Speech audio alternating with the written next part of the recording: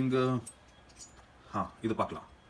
இது பாருங்க, இது வந்து ஒரு பைரேட் ஆஃப் தி கரீபியன் படம் பார்த்துருப்பீங்க. அந்த படத்தில் வர மாதிரி இது ஒரு பைரேட் மாடல். தலையில் வந்து இந்த துண்டு கட்டி இருக்கு பார்த்தீங்களா. அப்புறம் வாயில் கவ கொடுத்துருக்காங்க, கத்திய வால்.